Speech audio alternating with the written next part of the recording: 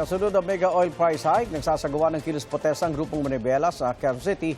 May unang balita live si Gabriel Gonzales. Gabriel.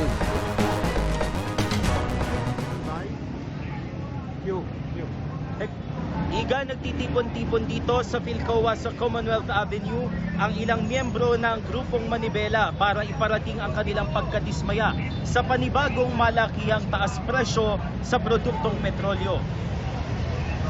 Ngayong Miyerkules ang simula ng 2 araw na tigil pasada ng grupong Manibela para iprotesta ang sunod-sunod na taas presyo sa krudo at ang umano'y hindi pakikinig ng pamahalaan sa hinaing ng mga tsuper na itas ng pamasahe sa jeep.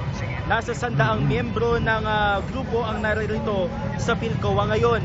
Bit-bit ang mga tarpaulin, sigaw ng grupo, ibasura ang excise tax at value-added tax sa presyo ng produktong petrolyo. Iba-iba ang pananaw ng ilang commuter sa panawagan ng grupo na itaas ang pamasahe sa jeep. Ayon sa commuter na si John Well Pacne, magtaas lang ng piso sa pamasahe, apektado na ang mga kagaya nilang minimum wage earner. Ang isa pang commuter na si Albert Manimbo, naintindihan naman ang hinaing ng mga tsuper. Pakinggan natin ang kanilang mga pahayag. Naintindihan ko naman po kasi dahil sa hirap ng buhay niya, dahil taas ng diin, gasolina, pagkain, paano lang din ang kinikita niyan eh. Basta parang hindi sapat sa pamilya nila dahil pamilyado rin yan.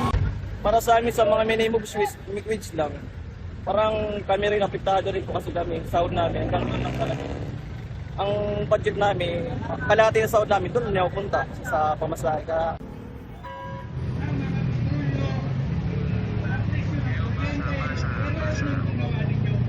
Igan, dito sa Commonwealth Avenue ay punuan na ang mga bus at mga jeep, kaya't ang ilan sa ating mga kababayan nagtsatsaga na sumabit sa mga bus at jeep para makasakay lamang. Nakadeploy naman dito ang ilang mga tauhan ng Quezon City Traffic and Transport Management Department para tumulong sa pagmamando sa trapiko.